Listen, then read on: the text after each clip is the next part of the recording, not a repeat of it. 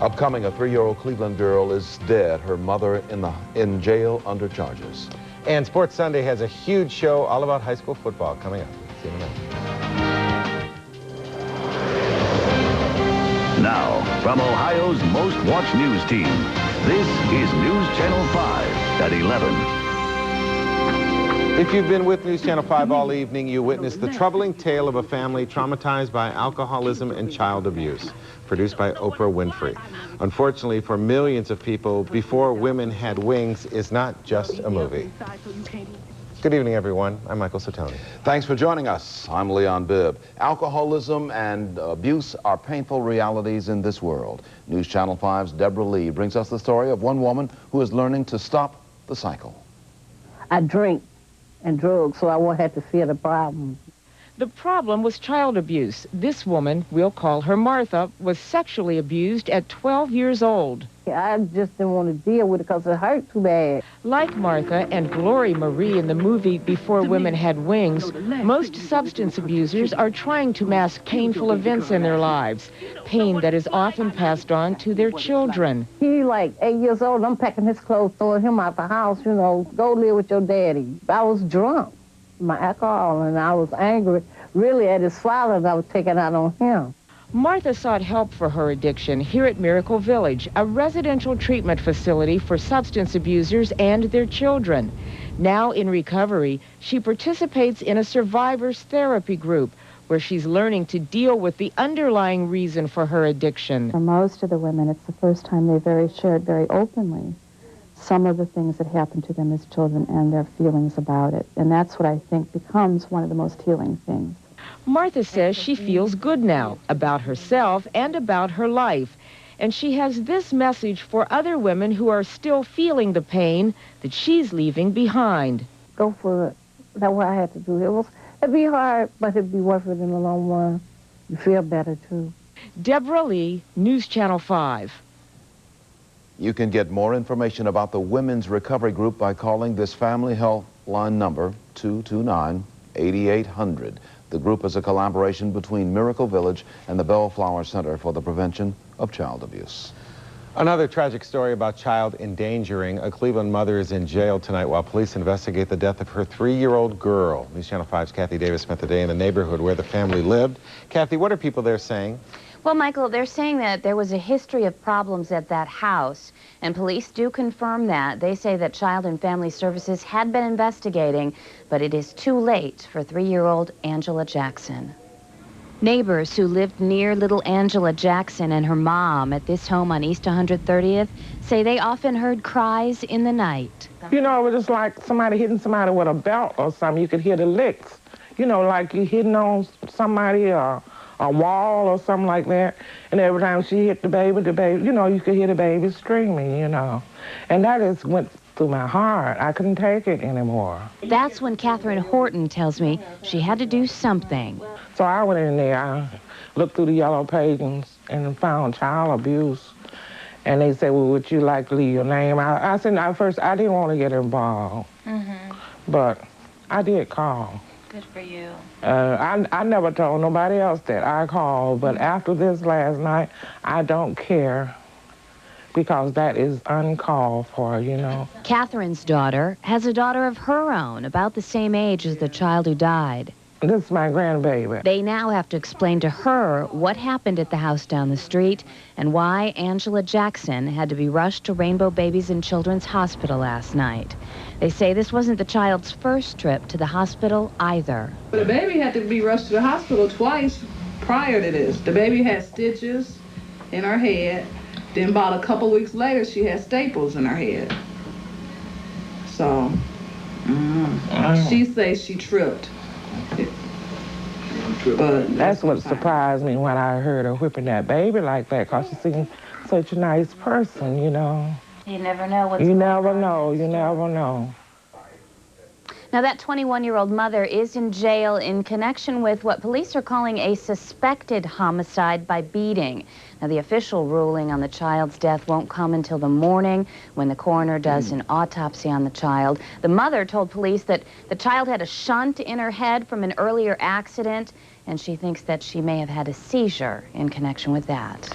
Boy, this is a tough way to start our newscast tonight, these stories back to back. Kathy, does the mother have any other children? Yes, Michael, she does, a 5-month-old, but neighbors tell us that Child Protective Services came to the home and got the baby and took the baby away last night. Kathy Davis, live in the newsroom. Thanks, Kathy. Leah? Elsewhere in the news tonight, when the Oklahoma City bombing trial against Terry Nichols begins tomorrow, a Shaker Heights man will be at the helm. Instead of going back to a private practice here in Northeast Ohio, federal prosecutor Jeffrey Mearns will instead go after Nichols. Mearns said he could not turn down this opportunity, which was offered to him in late spring. Opening statements in the Terry Nichols Oklahoma City bombing case are expected to begin tomorrow morning in Denver, Colorado. Harrison County Sheriff's deputies say the bodies of 2 missing hunters have been found in the woods near Tappan Lake. The pair had been reported missing about 10 o'clock last night. About 50 men and women joined in the search, finding their bodies earlier today. Deputies say they're still trying to determine the circumstances of the deaths. Tappan Lake is about 35 miles south of Canton. The gates of the Cuyahoga Valley National Recreation Department will remain open. This after park officials decided to delay this week's scheduled deer kill. Park officials are awaiting the outcome of Tuesday's federal court hearing in Washington. At that meeting, animal activists are expected to seek a temporary restraining order to stop the park's plan to shoot nearly 500 deer. Rangers say the herd must be thin because too many deer are destroying the park and threatening other animals. Cleveland Metro Parks made a similar decision Friday. Its deer kill was postponed by a judge for 14 days. If you were out with the kids trick-or-treating or perhaps raking leaves this weekend, here is some of what you possibly missed while you were out. If your automobile is scheduled for e-check this year, you may have to dig a little deeper in those pockets. That's because the price of e-check may be going up. Part of the reason for the proposed increase is because more cars on the road are exempt. The proposal would increase the price by about $5 more. The new Brown Stadium is over its budget, so to help keep costs down, the architects are proposing some changes that include seats, ticket windows, elevators, and eliminating one tunnel. The mayor says, "We want the picture that was shown to us on budget and on time." And while Mayor White was doing some last-minute campaigning, so too was challenger Helen Smith. Councilwoman Smith took her campaign to the Cleveland East Side. Both candidates, Smith and White, are expected to continue hard campaigning until Tuesday. And next on News Channel 5 at 11 o'clock, in a special 5 on Your Side report preview, how not to be taken for a ride when renting a limousine. And in news from around the world, a confrontation is expected between Iraq and the United Nations tomorrow. Up next, find out why.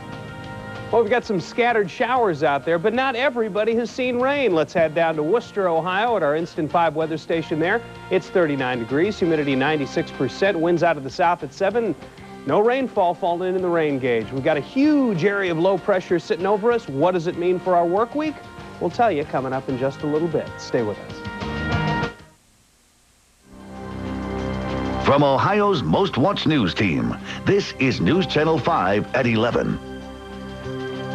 In news around the world, a tense power play between the United Nations and Iraq. The UN is considering forcing Iraq to accept Americans as a part of a weapons inspection team. This after Iraq refuses entry to 3 Americans. Now, Iraq contends the Americans have prolonged their mission for political purposes, charging the UN inspectors are spies for the United States. UN officials have denied that charge. Meanwhile, Washington is studying the situation with some U.S. lawmakers saying action must be taken against Iraq. An all-too-real game of chutes and ladders has left a University of Wisconsin student fighting for life tonight. The freshman remains in critical condition after falling at least 20 feet from a trash chute. Police believe the 18-year-old was drinking when he got into the chute and fell from the 9th floor dormitory to the basement. Police say they do not suspect foul play, but instead blame the incident on drinking. A second juror in the British au pair trial has come forward to say the panel wasn't happy with its choices. Stephen Caldwell says on one hand, nobody on the jury wanted to find Louise Woodward guilty of murder and put her away for life. But on the other hand, there's no way we could face the Eapons or the citizens of the Commonwealth and say we think she did it, but we're going to let her go. We're in a no-win situation there. I think if other choices were available to us, then potentially manslaughter may have been the verdict. But the jury didn't have choices. The jury, at the request of the defense, was given an up or down choice: guilty of first or second degree murder, or innocent in the death of 8-month-old Matthew Eapen. On Tuesday, a judge will decide whether to reduce the conviction, dismiss the verdict, order a new trial, or let the murder conviction stand. Meantime, in France, motorists are topping off their tanks while they can at gasoline stations. This after truck drivers in France began a nationwide strike. Last year, French motorists were crippled by a 12-day trucking strike. The truckers' union calls this strike after truck company owners rejected truckers' proposals for salary increases. The unions represent virtually every trucker in France. And there will not be a strike involving Amtrak, that word out of Washington, D.C. A tentative agreement with track maintenance workers is said to provide fair wage increases without bankrupting the rail service. The head of the union says the deal covers 2,300 track maintenance workers. The strike, which was set to begin on Thursday, could have left hundreds of thousands of rail riders stranded. Another form of transportation tonight: when you rent a limousine, you are not just paying for a car, you're also paying for the luxury for someone else to do the driving while you enjoy. But how do you know the company with which you deal can provide that service legally? 5 on Your Side reporter Brian McIntyre has been looking for answers to those questions, and Brian joins us tonight. Brian, how big a problem is it? Well, Leon, there are a lot of companies, perhaps too many companies, renting out limos without having the insurance required to protect you, the passenger. Now, take a look at this footage we shot in downtown Cleveland. These limousines look pretty legitimate, right? What reason would you have to believe they're not? Well, in the eyes of the state of Ohio, some of these cars are not legally considered limousines. And listen to this. Not only are they in violation of the law, but depending on what your plans are for the evening, you may end up in violation as well. The owner of the vehicle would be violating the law by offering alcohol in their vehicle, which is not a limousine if they don't have the livery sticker. And you as an individual are consuming alcohol inside a motor vehicle, which is illegal as well. Now, tomorrow at 6, I'll begin a 2-part series taking a look at limousines and how you can tell what you're getting before you go for a ride. How not to get taken for a ride. Absolutely. Thank you, Brian. We'll see you tomorrow. Okay. Still ahead at News Channel 5 at 11 o'clock. Brad Sussman with a look at our work week and school week weather forecast. Michael and I will be back in just a moment.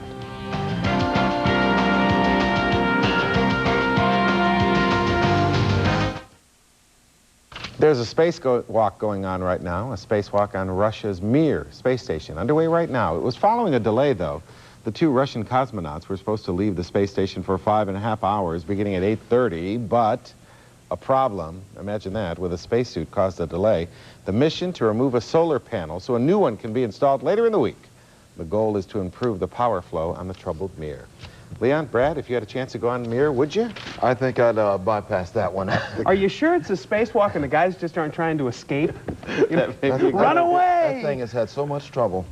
I tell you, it's like a 69 Yugo with bad brakes. If it was in any major city, the housing department would have shut it down years ago. My golly. Our weather is nothing really to write home about. I mean, it's cloudy, it's gray, we've had some showers. But, you know, it could be worse when you come right down to it. Remember, it was a year ago plus 6 days we had that huge snowstorm grace the area, and we haven't seen that much snow so far this year. Might see a couple of flakes tomorrow, but hey, I don't want to give anything away. Let's get right to the forecast. First, we'll take a look outside at Tower Cam and see what's happening now, and you see a beautiful shot of the river there. Not much in the way of rainfall right now. We've seen a few stray showers crossing through the area. But really not much to get excited about. Let's take a look at some numbers for today. Nothing real exciting here. We saw a high of 51 after a morning start at 43, averaging 56 and 39 this time of year. Last year was a chilly one, 36 and 29, and our records 77 and 25. Now, for the month, we're just about where we should be on rainfall at 500ths. And, you know, that puts us right about even for the year. So we're an even keel. In the next couple of days, we will be getting some scattered showers. 2 lines of rain. One has moved through and is in the process of moving through the greater Cleveland area. Another one to our west, which will be swinging through later on tonight. What does that mean for us? Well, it's going to continue to be kind of a damp evening out there and gray and cloudy and cool. And, well, just be grateful the winds are staying to the northwest, because if they could get under the west and northwest, could start getting in a lake effect situation. We certainly don't want that. All we need is a drop in the thermometer just a little bit. Next rad Doppler 5 from the National Weather Service in Cleveland shows those scattered showers moving through the area. And again, they will continue throughout the evening tonight and throughout the day tomorrow. It is 42 right now in Cleveland. Akron, Canton coming in with 39, 39 in Mansfield. Let's check out numbers on Instant 5. Instant 5 right now showing us our high temperatures today. 49 at Cedar Point, 51 at Lorraine, same market, Eaton Township, that is Eaton Township in Lorain County. Medina 51, same market, Alpine Valley, Great Lakes Science Center 52. Current temperatures, a lot of 41s to the west of us. Great Lakes Science Center sits at 43. At Cleveland Hopkins International Airport right now, we'll go back to the weather maps here. 42 degrees the temperature, 65% relative humidity. Winds out of the south at 8, and just 1/100 of an inch of rain at the rain bucket at the National Weather Service. Well, on the satellite picture, rather dramatic area of low pressure sitting right over the Great Lakes. Notice how that's spinning around there, dragging with it little legs of low pressure. We call them troughs, and well, they're going to be swinging through the area over the next couple of days. The problem tomorrow is we're going to start getting into some cooler air in the afternoon, and as we do, and as this next trough of low pressure swings through, possibility mixed in with the rain showers late tomorrow afternoon, we will start to see some snow coming down. It's not going to accumulate anywhere because it will be mixing with the snow, and certainly we won't be getting down to the freezing mark. In the meantime, temperatures for tonight will hold right around the upper 30s and low 40s. Cloudy and cool, scattered showers. You see our low temperature expected to be about 38 degrees. For tomorrow at 8 o'clock, scattered showers 42, making it up to 45 at noontime, and temperatures cooling in the afternoon, and again, a possibility of a rain-snow mix. Here's the 5-day forecast. 45 tomorrow, rain-snow mix by late afternoon. Might see a snow shower early in the day on Tuesday with a high of 41. 45 with some sunshine on Wednesday. Low 50s on Thursday with increasing clouds and a chance of a returning shower on Friday with highs climbing back to the mid-50s. So the roller coaster ride continues. Beautiful. Thanks, Brad. Well, News Channel 5 at 11 o'clock continues, but first, Matt Underwood with a preview of what's coming up on Sports Sunday. We've got the cure for baseball withdrawal. Okay, I need it. It's called football. Remember pigskins? We got lots of it coming up, including today's battle between Dallas and the 49ers. We've also got the high school football playoff pairings and the story of a former Solon Comet trying to make it with the Ravens. Plus a preview, or a review rather, of the Cavs opening weekend in Texas. All that and more straight ahead on Sports Sunday.